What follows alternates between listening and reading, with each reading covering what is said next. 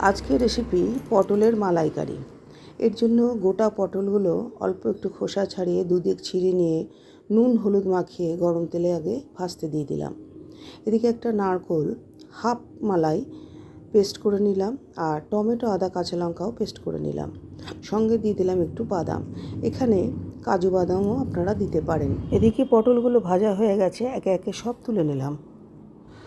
এরপর কড়াইয়ের মধ্যে যেটুকু তেল ছিল তার মধ্যে ফোড়ন হিসেবে দিয়ে দিলাম এলাচ, দারচিনি, লবঙ্গ আর জায়ফল গুঁড়ো, দুটো কাঁচা লঙ্কা আর একটু ঘি। সব কিছু ফোড়ন দিয়ে ফোড়ন হয়ে এলে প্রথমে দিয়ে দিলাম টমেটো আদা কাঁচা লঙ্কার পেস্ট। একটু নাড়াচাড়া করে দিয়ে দেব নারকেলের অর্ধেকটা পেস্ট।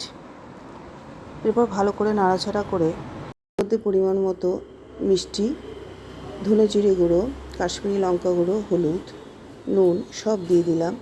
এখানে মিষ্টিটা একটু বুঝে দিতে হবে, নারকেল যেহেতু মিষ্টির পরিমাণ কম দিতে হবে।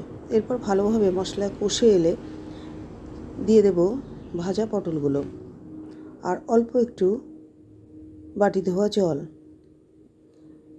এরপর যেটুকু নারকেলের পেস্টটা ছিল সেটুকুও দিয়ে দিলাম।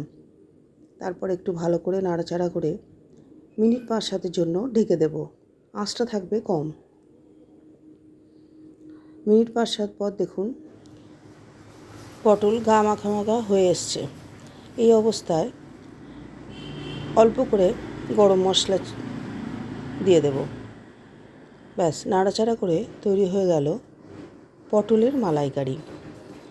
খেতে কিন্তু ভালোই হয়েছিল, তাই নিরামিষভাবে আপনারাও করুন, খান, আর সবাই ভালো থাকুন।